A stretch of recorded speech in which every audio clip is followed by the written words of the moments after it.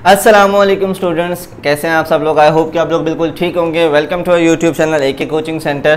तो आज का जो हमारा टॉपिक है वो है मैट्रिक क्लास केमिस्ट्री की जो न्यू बुक आई है उसका चैप्टर 3 है हमारा ऑर्गेनिक केमिस्ट्री। आज का जो टॉपिक है हमारा वो है सोर्सेज ऑफ ऑर्गेनिक कंपाउंड। आज हम ये देखने वाले हैं कि ऑर्गेनिक कंपाउंड किन किन सोर्सेज से हमें हासिल होता है।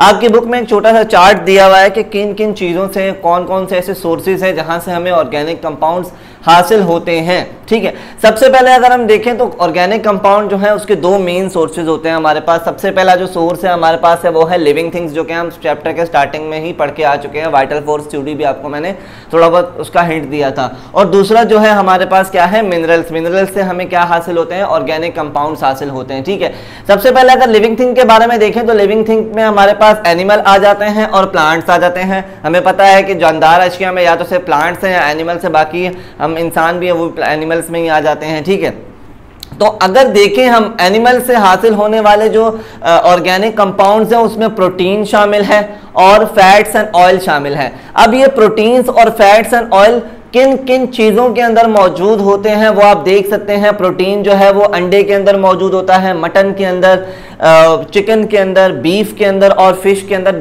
डिफरेंट डिफरेंट मीट्स हैं हमारे पास, मछली है, गोश्त है, चिकन है, इन तमाम चीज़ों के अंदर हमारे पास प्रोटीन मौजूद होता है जो कि कहाँ से हासिल होते हैं, एनिमल से। और वो क्या है, एक लिविंग थिंग है और ये तमाम क्या है, एक ऑर्गेनिक कंपाउंड है। अगर इसके अलावा फैट्स एंड ऑयल की अगर हम बात करें तो हम जो मिल्क यूज़ करते हैं या फिर जो हम बटर यूज़ करते हैं, मक्खन, या फिर जो हम चीज़ का इस्तेमाल करते हैं, पनीर का, वो भी तमाम क्या है, एक ऑर्गेनिक कंपाउंड। और वो कहाँ से हासिल होते हैं, एनिमल से हासिल होते हैं। और वो तमाम जो है हमारे पास ऑर्गेनिक कंपाउंड कहलाते हैं। ठीक है, ये दो हमारे पास प्रोटीन, फैट्स एंड ऑयल हमारे पास कहाँ से हासिल होते हैं, एनिमल से हासिल होते हैं। ये तमाम चीज़ें किन किन चीज़ों में मौजूद होते हैं वो इस चार्ट में आपके पास मौजूद है, बुक में भी आपको मिल जाएगा। ठीक है, उसके बाद अगर हम प्लांट्स की बात करें तो प्लांट्स भी बहुत सिंपल सी चीज़ें हमारे पास। प्लांट्स में हमारे पास 4 किस्म के ऑर्गेनिक कंपाउंड हासिल होते हैं, जिसमें हमारे पास कार्बोहाइड्रेट्स हैं, प्रोटीन्स हैं, विटामिन्स हैं और ऑयल्स मौजूद हैं। ठीक है,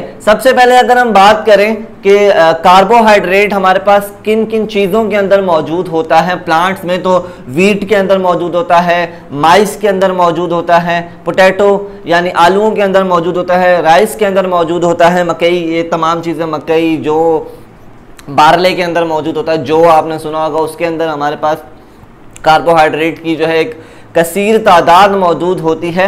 इन तमाम चीज़ों के अंदर हमारे पास कार्बोहाइड्रेट मौजूद होते हैं जो कि क्या है, एक ऑर्गेनिक कंपाउंड है। ठीक है, उसके बाद अगर हम प्रोटीन की बात करें तो प्रोटीन हमारे पास जितने भी हमारी पल्सेस यानी कि दालें हमारी जितनी भी मौजूद हैं उनके अंदर मौजूद होता है। अगर आप जो है ये जितनी महंगाई हो चुकी है, आप ये अगर चिकन या फिर बीफ अफोर्ड नहीं कर सकते तो आप दालों को खाकर अपने बॉडी की जो प्रोटीन की नीड है उसको पूरा कर सकते हैं। इसके अलावा बीन्स, फलियों के अंदर मौजूद होते हैं प्रोटीन्स हमारे पास। अगर हम वाइटामिन्स की बात करें तो वाइटामिन्स हमारे पास क्या है, वाइटामिन्स हमारे पास डिफरेंट टाइप्स ऑफ फ्रूट्स के अंदर मौजूद होते हैं। अगर एप्पल को ले लें, ऑरेंज को ले लें, बनाना को ले लें, तो इन तमाम के अंदर हमारे पास क्या मौजूद होता है, वाइटामिन्स मौजूद होते हैं। जैसे कि एप्पल के अंदर आप देख सकते हैं कि आयरन मौजूद होता है, ऑरेंज के अंदर सिट्रिक एसिड मौजूद होता है। इस तरीके से डिफरेंट हमारे पास जो फ्रूट्स हैं उनके अंदर डिफरेंट डिफरेंट वाइटामिन्स मौजूद होते हैं जो कि कहाँ से हासिल होते हैं, प्लांट से हासिल होते हैं। ठीक है, और अगर हम ऑयल की बात करें तो हमारे पास ऑयल्स भी कुछ मौजूद है, जैसे सनफ्लावर ऑयल है, पाम ऑयल है, ऑलिव ऑयल है, पीनट ऑयल है। ये तमाम जितने ऑयल्स हैं ये भी हमारे पास कहां से हासिल होते हैं,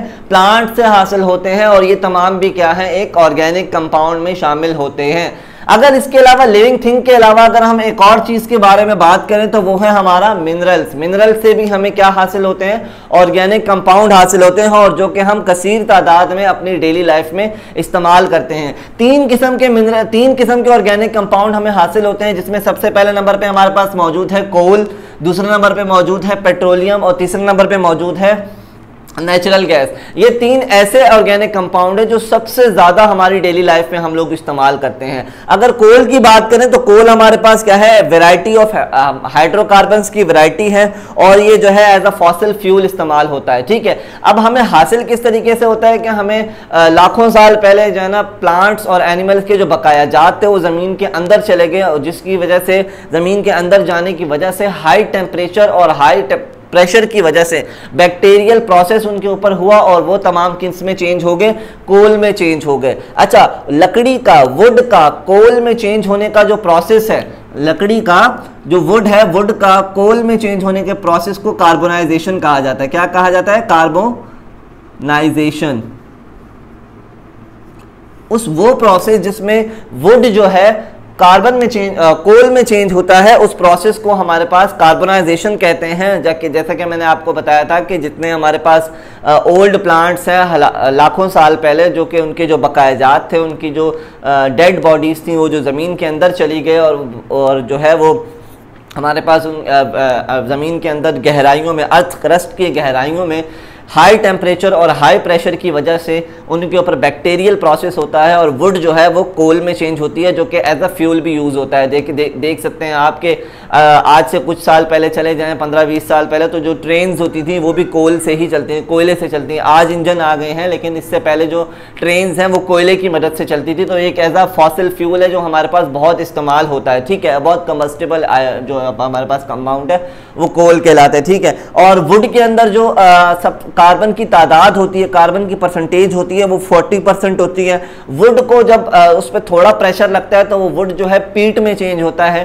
पीट है वुड कोल की ही टाइप है, लेकिन उसमें जो है कार्बन की ही जो तादाद है, जो परसेंटेज है, वो वुड के मुकाबले में बहुत ज़्यादा होती है। दैट मीन्स कि अगर 40% वुड के अंदर कार्बन मौजूद है तो पीट जब वो कन्वर्ट होगा, वुड से पीट में कन्वर्ट होगा कार्बोनाइजेशन के प्रोसेस में, तो उसके अंदर जो कार्बन की तादाद, जो परसेंटेज होगी, वो 60% हो जाएगी। और इसी तरीके से चलते चलते पीट जो है वो लिग्नाइट में चेंज होता है। लिग्नाइट के अंदर जो कार्बन की परसेंटेज होती है वो 70% होती है। और आखिर में हमारे पास जो कोल हासिल होता है उसको एंथ्रासाइट कहते हैं, जिसमें कार्बन की जो परसेंटेज होती है वो 90% होती है। अगर देखा जाए तो हमारे पास China, United State, America, Russia, United Kingdom, Germany, Poland, Australia and Pakistan, इनके पास जो है ये सबसे ज़्यादा कोल प्रोड्यूस करने वाले मुल्क हैं पूरी दुनिया के अंदर। अगर सिंध थरपारकर के एरिया को देखें, Pakistan contain the world biggest lignite deposit, और पाकिस्तान की सबसे ज़्यादा लिग्नाइट प्रोड्यूस करने वाली जो माइंस हैं वो हमारे पास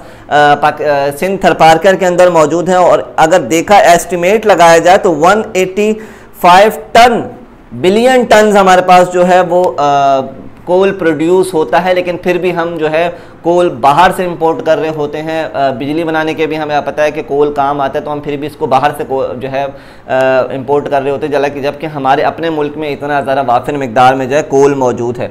उसके बाद अगर हम पेट्रोलियम की बात करें तो पेट्रोलियम भी हमारे पास क्या होता है। पेट्रोलियम एक थिक लिक्विड होता है, ब्राउनिश और ब्लैकिश टाइप का लिक्विड होता है, जो कि हमारे पास सेम प्रोसेस जब हमारे पास एनिमल्स और प्लांट्स के बकायाजात ज़मीन के अंदर चले जाते हैं विद हाई टेम्परेचर और हाई प्रेशर के बाद इनके ऊपर बैक्टीरियल प्रोसेस होता है, तो ये इसमें चेंज हो जाते हैं, थिक गाढ़े ऑयल में चेंज हो जाते हैं, काले कलर का तेल, जिसको क्रूड ऑयल का नाम दिया जाता है। इसके अंदर कार्बोहाइड्रेट्स भी मौजूद होते, इसके अंदर हाइड्रोकार्बन भी मौजूद होते हैं और इसके अंदर कुछ सॉलिड पार्टिकल्स भी, लिक्विड पार्टिकल भी। वैसे तो होता तो ये लिक्विड शेप में है, लेकिन इसके अंदर कुछ सॉलिड पार्टिकल और कुछ गैसेस पार्टिकल भी हमारे पास मौजूद होते हैं। अच्छा, ऑर्गेनिक कंपाउंड, जितने भी हमारे पास ऑर्गेनिक कंपाउंड हैं, जैसा एज अ फ्यूल के तौर पर जो हम इस्तेमाल करते हैं, वो क्रूड ऑयल से ही जो है ना क्या किए जाते हैं, ड्राइव किए जाते हैं। पहले तो इस क्रूड ऑयल को रिफाइन किया जाता है इंडस्ट्रीज के अंदर, और उस रिफाइनिंग के प्रोसेस को कहा जाता है फ्रैक्शनल डिस्टिलेशन। क्या कहा जाता है? Fractional distillation.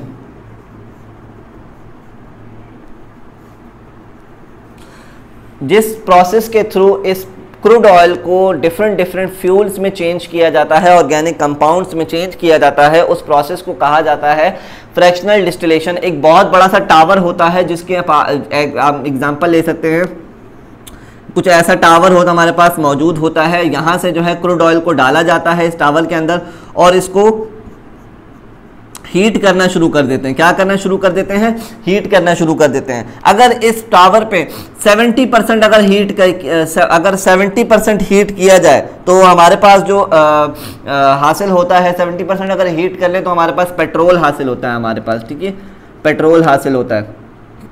पेट्रोल जो हम गाड़ियों में इस्तेमाल करते हैं, इसी तरीके से अगर हम इसको 120 के 180 पे अगर हम हीट करें तो हमें केरोसिन ऑयल मिलता है। इसके अलावा अगर हम डीजल देखें, अगर हम फ्यूल ऑयल देखें, तो बहुत सारे हमारे पास जो फ्यूल ऑयल्स हैं वो हम क्रूड ऑयल से ही हासिल कर सकते हैं। और उस प्रोसेस के थ्रू जिससे हमें इस क्रूड ऑयल को रिफाइन किया जाता है डिफरेंट फ्यूल्स के अंदर, पेट्रोल के अंदर, डीजल के अंदर, केरोसिन ऑयल के अंदर, तो उस प्रोसेस को हम क्या कहते हैं, फ्रैक्शनल डिस्टिलेशन का नाम दिया जाता है, जो कि हीट किया जाता है और हवा उसमें मौजूद नहीं होती। अगर हवा होगी तो वो बहुत जल्दी जल जाएगा, ठीक है। इसलिए हमारे पास जो प्रोसेस होता है इसको फ्रैक्शनल डिस्टिलेशन का नाम दिया जाता है, ठीक है। तीसरे नंबर पे अगर हम बात करें नेचुरल गैस की, तो हमारे पास ज़मीन की जो है नीचे वाली सतह, अर्थ क्रस्ट में जो है पेट्रोलियम के बाद जो ऑयल मौजूद होता है, वो ऑयल के बाद जो है गैस भी मौजूद होती है। और ये जो गैस हमारे पास होती है मेनली कंटेन करती है मीथेन, इथेन, प्रोपेन, और ये 4 गैसेस हमारे पास मोस्ट ऑफ द ज़्यादा मिकदार में मौजूद होती है। अगर मीथेन का अगर आप देखें, मीथेन का फार्मूला CH4 होता है, और मीथेन जो है हम आम तौर पर घरों में इस्तेमाल करते हैं, जो कि हमारे हाउस होल्ड में इस्तेमाल होती है, हमारी इंडस्ट्रीज़ वगैरह में इसका इस्तेमाल किया जा रहा होता है। या फिर इसके अलावा जो हमारे पास CNG जो है कंप्रेस्ड नेचुरल गैस है, वो क्या हम गाड़ियों में इस्तेमाल करते हैं। अब तो बहुत कम हो गई, लेकिन पहले अब रेट्स इसके बहुत ज़्यादा हो चुके हैं। पहले इसका काफ़ी इस्तेमाल हुआ जाता था CNG का, कंप्रेस्ड नेचुरल गैस में। और जो नेचुरल गैस है हमारे पास, इसको रिफाइन किया जाता है, और हमारे घरों में जो मीथेन गैस आती है वो भी ज़मीन अर्थ क्रस्ट में से, ज़मीन के डीप में से ही निकाली जाती है, जो कि हमारे पास क्या है, एक ऑर्गेनिक कंपाउंड है, जो किससे हासिल होता है, मिनरल से हासिल होता है, फॉसिल से हासिल होता है, दरख्तों और एनिमल्स के बकाया जात से हासिल होता है, जो हज़ारों लाखों सालों पहले ज़मीन के अंदर चले गए थे, और अब उनको जो है ज़मीन से निकाल कर उनसे अपनी फ़ायदे की चीज़ें निकाली जाती हैं, जिनको हम कोल, पेट्रोलियम और नेचुरल गैस का नाम देते हैं, जो कि एक ऑर्गेनिक कंपाउंड है। तो ये कुछ सोर्सेज थे हमारे पास ऑर्गेनिक कंपाउंड के। तो आई होप कि आपको ये तमाम सोर्सेज समझ आ गए होंगे। इंशाल्लाह नेक्स्ट वीडियो में इसके जो है यूजेस लेके आएंगे। तब तक के लिए अल्लाह हाफिज़।